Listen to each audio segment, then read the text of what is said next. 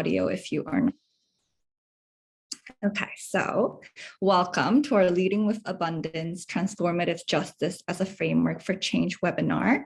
My name is Rena Kim, pronouns are she, her, and I'm a student at Women at the Center, supporting in the facilitation of this webinar today, along with Fian, also a placement student at Women at the Center. So we would like to start off with a land acknowledgement. So too often, land acknowledgements are presented as something to cross off a checklist or done performatively to be politically correct. So it's very important to take time to honor and recognize each of our individual relationships with the land. Otherwise, the words we speak in a land acknowledgement hold no meaning. So it's important to remember that only certain people have the right to welcome you to this land, but anyone can do a land acknowledgement. Women at the Center asks you all to take a moment to think about your own relationship with this land, whether settler or arrivant, and your responsibilities to honor this land and Indigenous peoples. Women at the Center acknowledges that the land on which we operate is the territory of the Huron-Wendat, the Anishinaabe Nation, the Haudenosaunee Confederation, Métis Inuit, and the Mississaugas of the Credit, and was taken without consent. Today, this land is still home to many First Nations and Indigenous peoples from across Turtle Island. An inherent part of our work is taking action to disrupt and dismantle the embedded impacts of colonialism. And so we stand in solidarity with Indigenous women, girls, and Two-Spirit people and call on the government and everyone living on this land to address the genocide against them by implementing 231 imperative changes from the National Inquiry into Missing and Murdered Indigenous Women and Girls.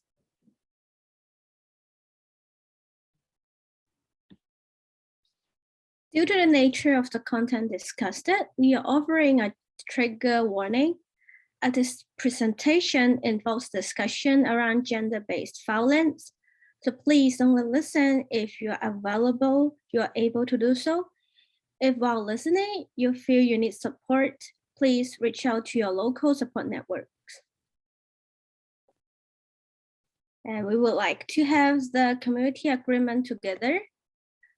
Language is powerful, so be critical of the words you choose, the history, intent, and the impact. Respect the space, time, the voice, and the experience of others. Live with compassion, empathy, and love, and live with curiosity. Besides, we emphasize that we believe survivors, therefore, be present and thoughtfully engaged in the moment. Deeply interrogate your identities and the ways that they can impact those around you. Truly listen to one another. We also believe that survivors of gender-based violence are the experts. They call in rather than call out. So be gentle and kind with yourself. And lastly, remember that learning happens when conversation and thoughts are openly expressed.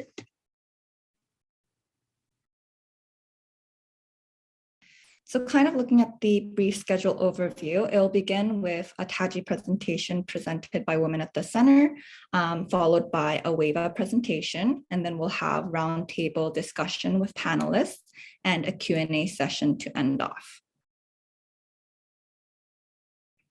So a quick introduction about Women at the Center. Women at the Center is a unique nonprofit organization that works to eradicate gender-based violence against women, genderqueer, two-spirited, and trans people. And it is the only survivor-led organization in Canada dedicated to ensuring the voices and expertise of survivors are central in the implementation and development of policies and programs aimed at eradicating all forms of gender-based violence.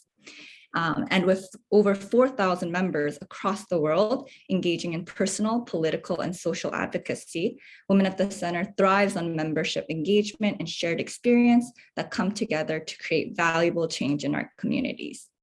And with that, I would love to introduce two amazing individuals from Women at the Center, Allison Morrison and Nikki Plant, for the TAGI presentation. So Allison, pronouns she, her, is a project coordinator at Women at the Center, primarily working on Women at the Center's Transformative Accountability and Justice Initiative. She joined Women at the Center first as a placement student in January of 2020 while completing her MA in Criminology and Social Justice. And Allison is inspired by the values of transformative justice and is passionate about learning through collaboration. Nikki Plant is a placement student with Women at the Center, and she is currently completing the social service program at Sheridan College and plans to continue her work with survivors of gender-based violence. And now passing on to them. Thanks, Rena. I'm just gonna make sure that I've got everything spotlighted. So hi, everyone. As Rena introduced, I am Allison Morrison. I work for Women at the Center, and Nikki and I are thrilled to be here to speak to you a little bit more about our work on our Transformative Accountability and Justice Initiative, which began with our Declarations of Truth report, documenting insights from survivors of sexual violence, where we were funded a few years ago to conduct research in our community-based survivor-led participatory manner with survivors of sexual violence to learn more about their experiences navigating the legal system and what their vision for justice and accountability looked like for them.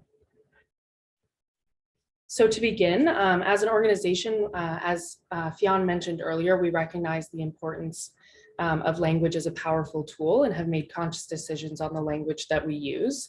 And so I want to highlight the following terms. So to start, we use the word survivor as opposed to victim, because the word victim contributes to the idea that people who have experienced violence are weak or passive, among other descriptors. And so we purposely use the term survivor because we recognize that people formulate and practice powerful tactics as violence arises, which are essential to their survival.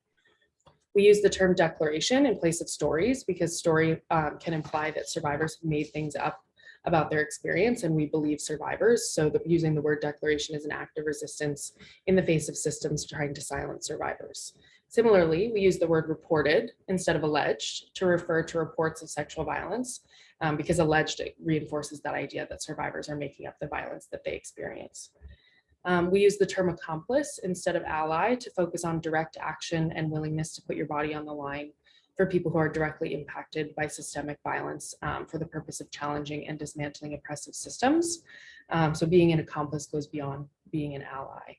We also use the term strangled, not choked, to refer to the deliberate act of restricting airflow through someone's airways. Our organization has been involved in some of the first, maybe still the first, research on survivors' experiences of strangulation, non-fatal strangulation in the context of gender-based violence. And through that work, among other things, it became very clear the importance of naming strangulation as a deliberate act as opposed to choking, which can be accidental and on an object. Finally, we use the term aggressor, not perpetrator, when referring to folks who commit violence. Perpetrator is a term of the criminal legal system, and we wanted to use a term that was separate from that. We also use aggressor as a way of demonstrating that folks who cause harm are the aggressor in that instance and are therefore not, it doesn't label someone as someone we should ostracize from society.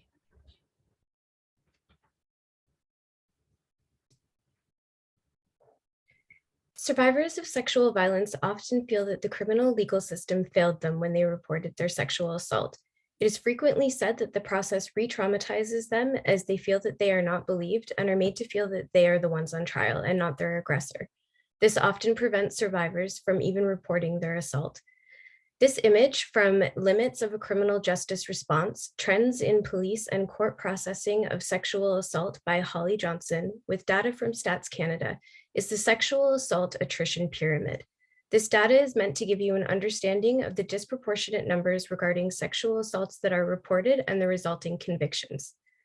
Starting with the largest section at the bottom of the pyramid, we can see that the true number of sexual assaults that occur will likely never be known, as so many survivors do not tell anyone what happened, let alone report it in any official capacity. The number of sexual assaults that were reported to the General Social Survey on Victimization was 460,000. Of that number, only 15,200 of these sexual assaults were reported to police. This number has been adjusted for 15% declared unfounded. Note the drastic disparity in these numbers. This means that 444,800 sexual assaults happened, but were never reported, and the aggressors were never held accountable. Of these 15,200 that were reported to the police, 13,200 were recorded as a crime, meaning that 2,000 survivors reported but never received justice.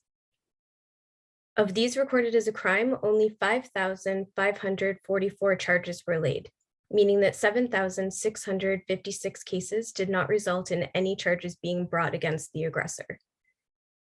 Yet only 2,824, which is a little more than half of these cases, were actually prosecuted, and only 1,406 of these prosecutions resulted in convictions and the aggressors being held responsible. The end result of this data is that 0.3% of aggressors of sexual assault were held accountable and 99.7% were not. The criminal legal system is inherently flawed and not a place of justice for survivors of sexual assault. Women at the Center wanted to know more about women's experiences with reporting, as well as their reasons for not reporting sexual assaults. So to do this, we did some primary research, which we are calling our kaleidoscope of data. In order to gain insight into survivors' experiences, we developed a multi-pronged approach to the primary research, and it consisted of 5 components. Our first was through our Court Watch program, where we observed 13 sexual assault trials in Toronto courtrooms that took place between April 2017 and November 2018. This gave us incredible insight into how survivors are treated inside the courtroom, especially by the defense teams and the judges. We also used data from the Canadian Legal Information Institute, which is also known as CANLI, and we audited trial judgments from sexual assault cases adjudicated in the past 5 years in Ontario. We also conducted ethics-approved one-on-one interviews with women who did report their sexual assault to police. We interviewed women from both an urban setting as well as a rural one. 5 women were from Toronto and 8 women were from Renfrew County. We also conducted ethics-approved focus groups, which were comprised of women who did not report their assaults to authorities. These women were from the same communities. We also did a media scan in an effort to develop a complete picture of the social landscape around sexual assaults and how the discussion around sexual violence was shifting. Working together as a team, we recommended television shows, movies, podcasts, and news articles, and would reconvene to discuss what we had seen and identify common themes. This research was being done at the height of the Me Too movement, and we realized that this was an incredible way to be witness to real, unfiltered declarations from survivors via social media hashtags and posts. We then combined all of this information together, with each piece aiding us in painting an accurate picture of the social landscape. So following the kaleidoscope of primary research that Nikki just described, the team embarked on secondary research, including a comprehensive search of publications and models, including specialized sexual assault courts. And so it's important to note at the same time, the team was also engaging in court watch of the specialized domestic violence courts. And based on that work, we were not overly optimistic for the potential of sexual assault courts to respond to sexual violence in an appropriate way. And so that led us to investigating alternative models of justice that were outside of the criminal legal system based on secondary research, as well as the interview and focus group feedback from survivors. So restorative justice, as some of you may know, is a model based on Indigenous forms of justice that have been implemented in Indigenous communities for hundreds of years. Transformative justice is a model developed by and for Black and trans women, disability activists, and community organizers in the US who were responding to the fact that the systems of justice, and I use quotes on purpose, were built on and reproduce white supremacy, racist, and transphobic violence against BIPOC and trans communities. So we looked into this work, specifically including the work of Insight, a network of abolitionist feminists of color organizing to end state violence for over 20 years, led by the incredible Beth Ritchie and Mimi Kim. And so we really identified with the fact that creating transformative justice frameworks was and is an act of resistance against a system that continues to perpetuate the harm against BIPOC and trans communities. So in our work, we really ensure that we're keeping that history at the center of what we're doing. So through the work that we did, some common themes emerged that have helped to shape the way our framework has moved forward. And so we call these the 6 C's of gender-based sexual violence. And in our work, these inform our Transformative Accountability and Justice Initiative that we're talking about today, as well as our C6 peer-based counseling program that we run for survivors. So the 6 C's include context, consequence, communication, care, culture, and control.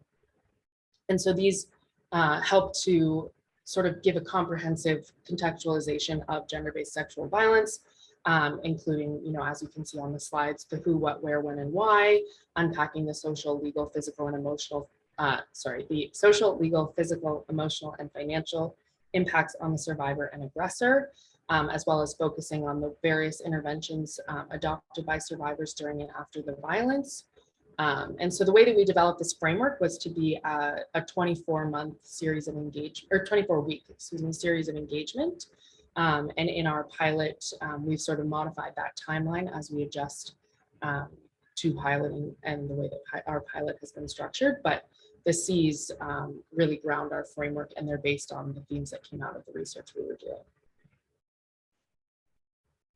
So the model that we've developed is it's a 6-stage process. So we have 6 phases, as you'll see on this slide. So it includes initial outreach, whether that be to community partners, community organizations, through our membership program of over 6,000 survivors globally, to identify if folks are interested in transformative justice and how we can support survivors in achieving justice and accountability.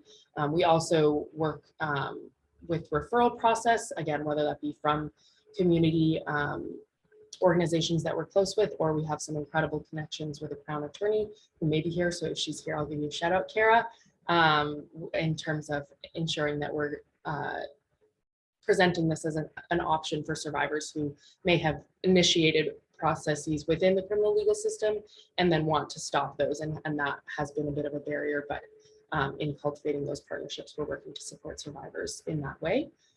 We also have screening, so that's a really important tool for us, and we'll talk about it a little bit later as well. But we know and recognize that this isn't going to work for everyone, and so in presenting it as an alternative, we want to ensure that folks are supported in if this is what they want, and then also supported if this isn't what they want. We just want to make sure that we're keeping survivors and their needs at the center of what we're doing. And so the orientation phase we'll talk about a little bit earlier, but once folks are screened in, there's sort of an orientation process to what the engagements can look like and what the goal is for survivor and aggressor participants. And then phase 5, which is the one that we wanted to highlight, is the engagement. And so on the following 2 slides, we're going to pull that out a little bit more specifically and talk about what engagement looks like for survivors and for aggressor participants. And then all of this is really grounded in a feed forward type model. So throughout the process, we really value the feedback that we're getting from survivor and aggressor participants, community partners, the volunteers, the incredible volunteers that are working with us to do this work. And then we can use that information gathered to guide anything and adjustments that we need to make moving forward. And so I'll pass it off to Nikki to talk about the survivor perspective. Thanks, Allison. This slide is an introduction to the TAJI engagement process for the survivor once they have been screened in. It is important to note that the foundation of this transformative justice initiative is to wrap the survivor in support and kindness while meeting her where she is currently at on her healing journey. The process is survivor-centered and trauma-informed. After the screening in process, the survivor will be introduced to her survivor support team, consisting of 2 to 3 people, which will include survivors for peer support and community members who have been trained in our framework. The team will then work to identify and determine the survivor's initial priorities, urgent needs, safety needs, emotional supports, etc., and how they can best make her feel safe throughout this process.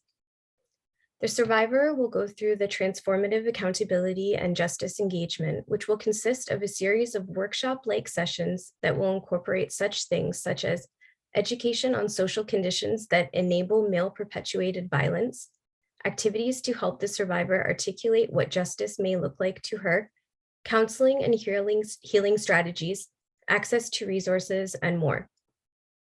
The survivor support team will also support the survivor to develop her justice and accountability statement, which is where the survivor will identify what they need the aggressor to do to take accountability for their actions and to begin making amends. The survivor support team will also support the survivor to identify and implement strategies and resources to assist her on her healing journey. This will be compiled over time and is known as her personal transformation statement. The survivor support team will liaise with the aggressor support team. It is important to note that the survivor does not have to meet with the aggressor at any point throughout this process. However, if the survivor wishes to meet with her aggressor and thinks that this will aid in her healing, It will be facilitated through the collaboration of both support teams to ensure that it is done in the safest and least harmful way possible. And so the aggressor engagement sessions are quite similar, and we sometimes call it parallel to the ways the survivors are engaging with this process. And we want to make it, we want to note as well that what we heard in our research was how the system was failing and perpetuating pervasive attitudes of victim blaming, bringing up survivor sexual history and questioning their credibility. And so it was not a place for justice and accountability for survivors. And in the same vein, the response to throw aggressors in prison and sort of ostracize folks from society, we also recognize as not providing meaningful opportunities for taking accountability if you've caused harm. And so that informs the way that our aggressor engagement sessions are also survivor-centered, trauma-informed, and coming from that place of support, kindness, and compassion to ensure that we're supporting folks to address why they maybe used violence as a response, and also how we can set them up for maybe different responses in the future. And so similar to the survivor engagement sessions, it starts with the screening in process. We want to make sure we're meeting people where they're at. Is there anything that might impede the way that an aggressor could show up in a meaningful way? And is there something that we can do to support that need so that folks do feel supported in showing up in an accountable and meaningful way? And so the team that the aggressor works with is called the Accountability and Support Team, and they work in a very similar format to the survivor support team. And so that's made up of community members who are trained in our framework. And as we move through this work, we're also hoping that aggressors who maybe have gone through the engagement sessions and have felt supported and taken meaningful accountability can offer that kind of peer support to other aggressors as well. And so the workshop series is again based on our C6 programming. And so it's really designed to help folks unlearn the social conditions of gender-based sexualized violence, focus on consent, where they may have heard about it, where they may have not heard about it, what their understanding of that is, understanding toxic masculinity, building empathy, and those sorts of things, along with the same access to resources, depending on their individual needs. And so in order to demonstrate accountability, like Nikki mentioned, the survivor is supported to identify their justice and accountability statement. And if there are any terms or conditions of that need to be communicated with the aggressor in order for the survivor, in order to make sure the aggressor is aware of what the survivor's priorities are, those will be navigated with the support of the accountability and support team. And so that includes engaging in developing strategies for implementation within the time period of the engagement sessions, but also really focusing on ways that can be sort of embedded moving forward so that there's success beyond the engagement sessions that we can facilitate. And then the aggressor is also supported to develop a similar internal facing statement called the Personal Accountability and Transformation Statement, which is to demonstrate ways that they can show accountability and feel the harm that they caused. And I think an important thing to note is that it also, we aim to have it include steps to maintaining healthy relationships with partners and just people moving forward so that can really set folks up for success moving forward outside of the engagement sessions. So where we are now with this work, after the Declarations of Truth report was published, we were grateful to receive additional funding from the Canadian Women's Foundation to conduct a small pilot of the model in Ontario. So that's again with our incredible partner, the Sexual Assault Center of Renfrew County. We've been working to sort of build out the framework a little bit more, understand what maybe trainings or resources we need to have in order to support folks who come to us and want to be on support teams and things like that on a volunteer basis. So participation for survivors and aggressors are both free, and we're in the process of developing a more accessible volunteer training as well for this initiative. So if anyone is looking for more information, we encourage you to look at our website or you can reach out directly to us. And that concludes our section of the presentation. So I'm going to pass it off to the wonderful Felix from our partner WAVA out in British Columbia to introduce themselves and yeah, take it away from there. Awesome. Thank you so much. My name is Felix. My pronouns are they, them. I work at WAVA Rape Crisis Center, as you can see here. So WAVA is on the unceded territories of the Squamish, Musqueam, and Tsleil-Waututh folks. We're a rape crisis center. So we come from, we're not quite 40 years old, but almost 40 years old. And we come from that long and brilliant history of rape crisis centers doing awesome feminist work, supporting survivors, shifting society is kind of the work that we do. So if I could ask you guys to unshare your screen so that I can share my screen. Great, thank you so much. I'm just going to share away. Sorry, folks, bear with me. Okay, great. So let's start here with a land acknowledgement. So WAVA acknowledges that we have the great opportunity to learn, create change, be of service, and employ folks on the unceded, ancestral, occupied, traditional lands of the Musqueam, Tsleil-Waututh, and Squamish nations of the Coast Salish peoples. So we're abundantly grateful to the Indigenous peoples of Turtle Island, who have been the caring and thoughtful stewards for these lands since time immemorial. We deeply honor the incredible resistance, resilience, and strength of Indigenous peoples in the face of ongoing dispossession and colonial violence. So unceded land was never given to settlers. It was stolen through the doctrine of discovery and continues to be occupied and governed by settlers today. We believe it is important to continue reflecting and speaking about this ongoing colonial violence and to keep it in mind as we learn, respond to, and heal from sexualized violence, the enforced gender binary, and all other systems of domination. So I like what you folks from Women at the Center said earlier about the way that land acknowledgements can often be like a box sort of ticking moment. And so when I was thinking about a land acknowledgement for this presentation, I really think that there's a lot of deep questions for us to ask around like decolonizing and indigenizing and the way that we're approaching transformative justice. So, you know, it should be really uncomfortable for someone like me, for a settler, to stand up here and talk to you folks about like justice and like how we can transform justice or achieve justice or even think about justice in the context of a colonial society that we still live in. I think we have some really deep and uncomfortable questions to ask about the way that we have, especially from feminist anti-violence, traditionally made monsters out of people who have caused harm. Especially again, for me sitting here as a settler talking about how other people are monsters. I think that, you know, there's something really deeply uncomfortable that comes up inside of me when I think about that. And I think that, you know, as feminists, that's a feeling that we need to sit with. I think we also have a lot of questions to ask about the way that Indigenous practices of justice have often been appropriated within especially restorative justice. You know, there's a lot of talk about how restorative justice can be based in Indigenous practices, but, you know, when it's led by settlers, us settlers like to do a lot of picking and choosing the parts of Indigenous culture that we like to engage with.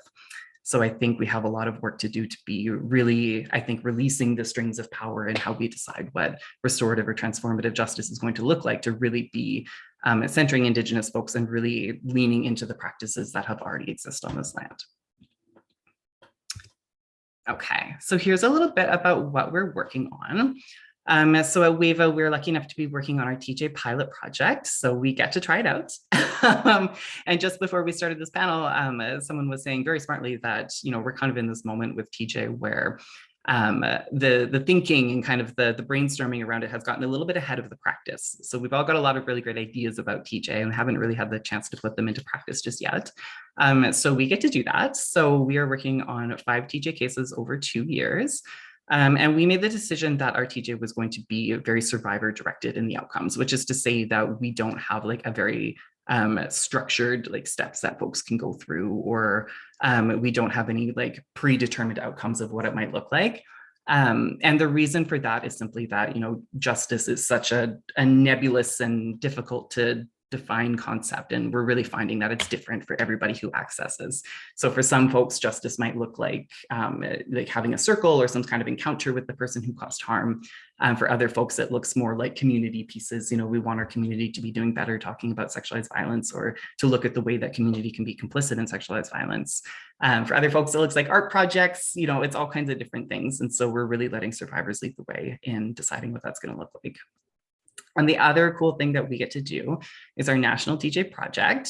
So what that is going to look like is creating a learning space for, I'm calling it TJ Curious Anti-Violence Organizations, because like I said, I don't think any of us have it too figured out what it's going to look like just yet. but creating a learning space for us all to come together and talk through some of the stickier and trickier pieces about what TJ in sexualized violence is going to look like. So these are our values as an organization. And I should point out as well that our brilliant executive director, Dalia Israel, is here as well. So Dalia is going to be around for the Q&A portion later in the panel. And so Dalia and I were kind of putting together these slides a couple of days ago, and she had the thought that we should talk about our values as an organization here. And the reason for that is that, so these values are actually relatively new to our organization. We recreated them back in 2018. And for, I feel like a lot of nonprofits back around that time and continuing on are kind of in this moment of like reckoning with what it means to really embody intersectionality as a nonprofit. So one of the things for us, and this is just one of the things, but we were doing a lot of intentional work at the time and continue around creating our trans inclusive services. So we offer specialized services by and for trans folks. We also have our Indigenous specialized program and kind of all of these different areas in which we were being asked to like embody intersectionality more and more. And so in 2018, we all sat down as a group and kind of created our new values that were going to lead us forward. And when we looked at them all and kind of stepped back and looked at the whole picture, it became pretty clear that these sets of values really ask us to start leaning into TJ. So our values are, we are accountable, we're non-judgmental, we're inclusive, we're visionary, and we're survivor-centered. So all of those things, when you put them together, kind of created a pretty clear path to TJ. I'm not going to talk through all of them, but I do want to talk through the first one there that says we're accountable. So, you know, we've been around for a while. We've been around for almost 40 years, as I mentioned. And we really needed to name the ways that we are striving towards being accountable of like the learning that survivors have shared with us. So of course, one of the things that we've learned is that criminal justice is not working very well for survivors. We've known that for a long time. And moving towards TJ is a way of being like accountable to the learnings that we've had. Another thing that we want to be accountable to is the way that we know that sort of the non-profitization of feminism has really directed the way that feminism has come to be so wrapped up in criminal justice. So what I mean by that is, you know, if folks who are nonprofits are probably very familiar with this, the way that nonprofits have a way of picking up really radical movements like feminism or trans rights or sex worker rights or anything like that, plunking them down into a nonprofit system that asks us to work within things like government funding systems. For feminist anti-violence, that has meant a lot of working closely with criminal justice, and that has the impact of like watering down our politics. So for feminist anti-violence, that has traditionally looked a lot like you know, our politics getting watered down and aligning more and more with this idea of like white feminism or like cis het feminism. So if we think about like the very radical asks of feminism, it really is more about like pushing back against systems like criminal justice. But through this non-profitization, you know, we've come to be very in bed with criminal justice instead. And so when I say we need to be accountable, that means like recentering the more radical asks of feminism, which is to move away from those systems rather than to continue to buy into them. And when I look at the rest of these values, the other thing that comes to mind for me is the way that they really ask us to be not prescriptive for survivors. So it's only just now that, you know, when survivors are showing up and saying, hey, I have these justice needs, because folks do usually have justice needs after sexualized violence, you know, there's a real need for us to be creating new pathways outside of criminal justice to get those needs met in a way that's not going to be prescriptive and that there's only one way to think about achieving justice. Okay, so let's talk about building a new table. So I mentioned earlier that, you know, back in 2018 and before that and beyond that, we've done a lot of really intentional realigning with trans community, with sex worker communities and BIPOC communities. And so for myself, you know, my current position at WAVA is a manager of social change. But as I mentioned before that, I was working primarily in our trans inclusion work. And kind of one of the things that we learned over and over and over again that is that it doesn't actually make sense to think about inclusion in terms of, you know, we're going to pick up these groups of trans people or like other equity seeking groups and plunk them down into services that are actually not meant for them. And so, you know, this is a phrase, you know, we talk about like, don't just invite us to a seat at the table, but we actually need to build a new table. And that's what I'm talking about here. So what I mean by that is, like not making sense to plunk people down into services that aren't meant for them. The asks of like trans inclusion are actually go a lot past inclusion, and actually towards thinking about like what would it mean to build services that actually make a lot of sense for communities that have traditionally been left out of feminist anti-violence. So one of the things we were asked by all these communities over and over and over again is to start creating TJ. And so here we are doing that. And the reason I mentioned that is, we get asked a lot to come into different organizations and talk about things like inclusion. How do we open the doors wider to these different groups that aren't well represented?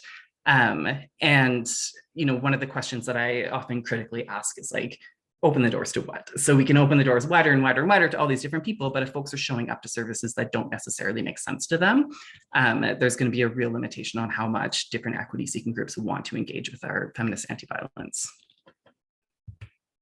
Okay, so I'm only going to spend a moment on this because I feel like in this group, folks are probably pretty familiar with what I'm talking about. But in our work around the national piece, so I've been doing quite a lot of digging into kind of what happened between restorative justice and anti-violence. And one thing that we found is that, there was a moment when these two sectors were kind of starting to touch around the 90s. And, they kind of like sniffed noses a little bit and thought, oh, no, this isn't really working, and kind of split ways again.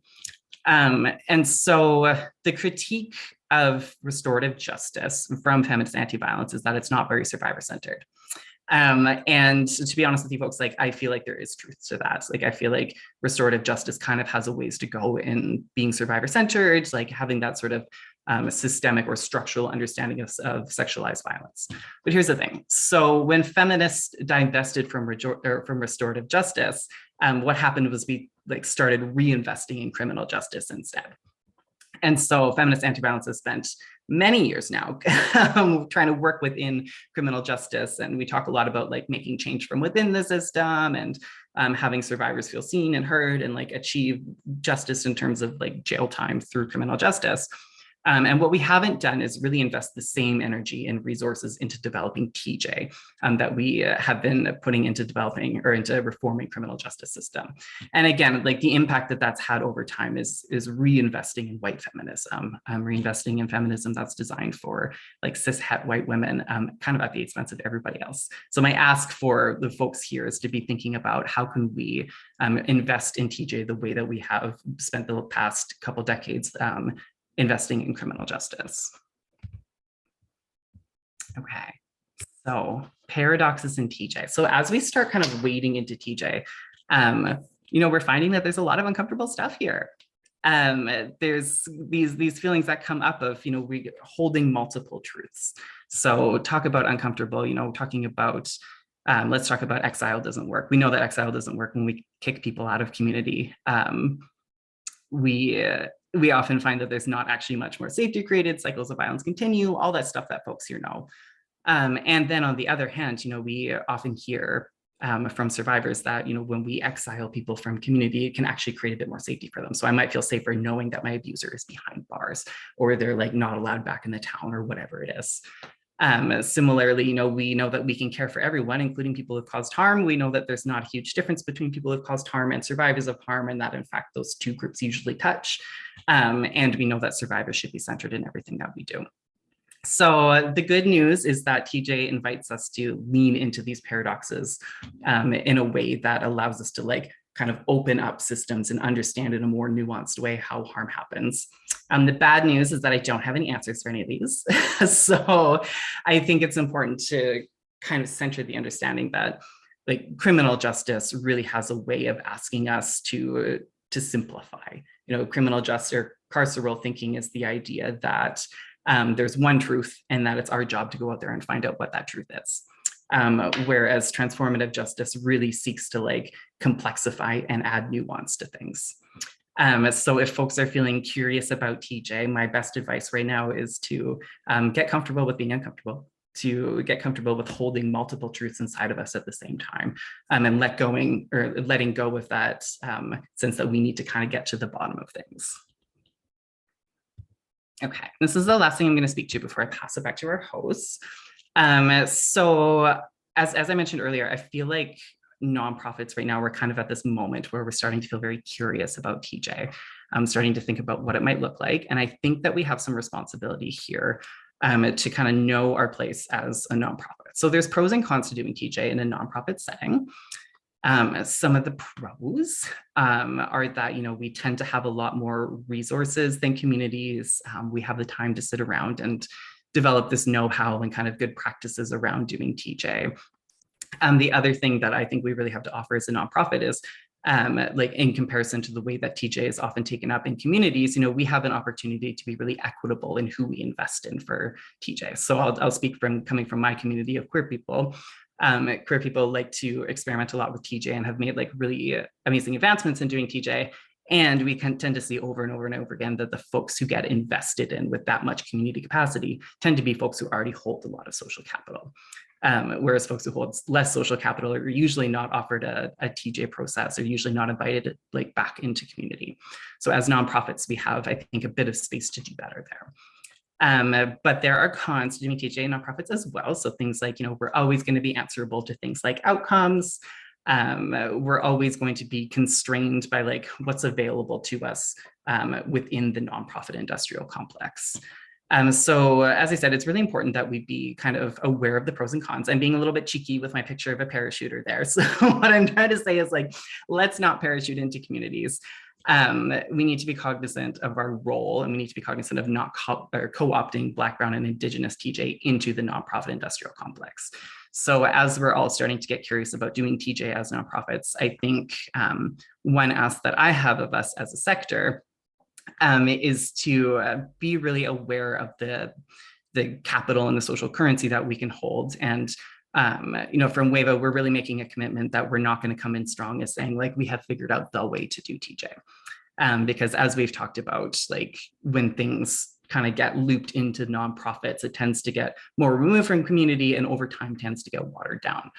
So we're really thinking about our relationship as a nonprofit to community-based TJ and trying to think of ourselves as being complementary rather than we're going to figure out the way to do it. Okay, that's it for me. So I'm going to stop my share and pass it back to the hosts.